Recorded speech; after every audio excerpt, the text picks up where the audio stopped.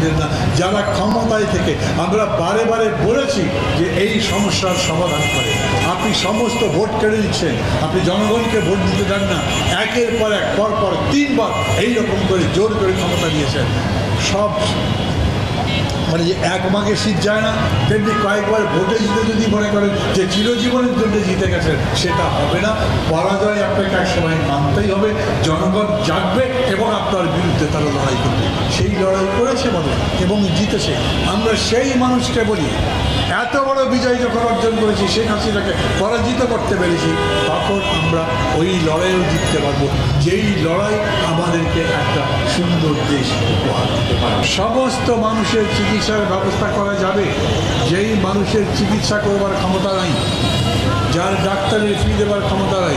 আমরা হিসাব করে দেখেছি, সেই রকম দিন দরিদ্র মানুষকে নিয়ে আমরা যদি তাদেরকে সাহায্য করি, যাতে তারা চিকিৎসা করতে পারে, তাদের হসপিটালের খরচ দিতে পারি, ওষুধের খরচ পর্যন্ত দিতে পারি, ওটার জন্যে আমাদের খুব বেশি যদি হয় তাহলে 70 থেকে 80,000 কোটি টাকা বছরে খরচ হবে। এরকম করে হিসাব করে দেখেন, 2 লক্ষ কোটি টাকার মধ্যে দেশের দরিদ্র জনগোষ্ঠীর যা যা প্রয়োজন, সেই বিষয়গুলো প্রতি বছর নিয়মিত তাদেরকে দেওয়ার ব্যবস্থা করা যেতে পারে। এমন একটা সরকার হতে হবে, যেই সরকার বাজেট করবার সময় ভাববে কার জন্যে টাকা বেশি দরকার, কোন খাতে কত টাকা দরকার, শিক্ষার জন্যে কত, স্বাস্থ্যের জন্যে কত, চিকিৎসার জন্যে কত, বিচার যাতে ঠিক মতো হয় তার ব্যবস্থা করতে কি কাজ করতে হবে এবং সেই রকম করে পরিকল্পনা। সেইটা কি অন্তর্বর্তী সরকার? না, অন্তর্বর্তী সরকার মানেই হচ্ছে এক সরকার থেকে আরেক সরকারে যাওয়া পর্যন্ত যে সময় লাগে, এই মধ্যবর্তী সময়ের জন্য সরকার। তাদের কাজ কি? তারা একটা ভালো নির্বাচনের ব্যবস্থা করবে। ভালো নির্বাচন তো হয়নি গত 3টা। চুরি, ছিনতাই, রাতের ভোট দেখেছেন সব। হতে পারবে না এমন একটা ভোট যেটা সবাই ভালো বলবে। আর সেই রকম একটা ভালো ভোট করবার জন্যে আপনার অন্তত 3টা জিনিস দরকার। পুলিশ বাহিনী হতে হবে জনবান্ধব। আমাদের পুলিশকে গত 15 বছর ধরে ক্ষমতাসীন আওয়ামী লীগ ঘুষ দুর্নীতির মধ্যে ডুবিয়ে দিয়েছে। আমাদের পুলিশ মনে করে তারা যে ডিউটি করে সেটা চাকরি করে বলে, আর জনগণকে ধরে ধরে যে টাকা কামাই করে এটা তাদের দায়িত্ব, এটা তাদের করতে পারে।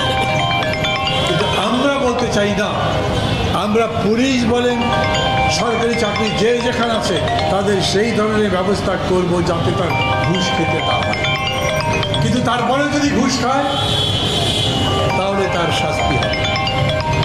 আমার গরিব মানুষের উপর অত্যাচার করবার কোনো অধিকার পুলিশ বলেন, আর্মি বলেন, বিজিবি বলেন কারো নাই, কোনো রাজনৈতিক দলের নাই। এই দেশকে উন্নত করবার জন্য যেই পলিসিগুলো নিতে হবে, সেই পলিসির বাইরে যদি তারা কিছু করেন তাহলে করবেন, চলে যেতে হবে, তাদেরকে থাকতে পারবে না। যারা এত বেশি অত্যাচার নির্যাতন করেছে, পুলিশের বড় বড় অফিসার সব পালিয়ে গেছে না? মানুষের রাগ এত ছিল যে তারা পিটিয়ে হত্যা করবার পরে লাশ টাঙিয়ে রেখেছে গাছের সাথে, গাছের ডালে, দেওয়ালে। মানুষ যদি কোনো অভাবে পড়ে, কষ্টে পড়ে, তার অভিযোগ থাকে, তাহলে যেন সে পুলিশের কাছে যেতে পারে। আর পুলিশের ওসি সাহেব থানার মধ্যে বসে থেকে পায়ের উপর পা তুলে দিয়ে এমনভাবে তাকাবেন যে টাকা পয়সা কি আনছো আগে ফেলো এইখানে, তারপরে তোমার কথা শুনবো। ওই ওসির চাকরি 5 মিনিটও থাকতে পারবে না।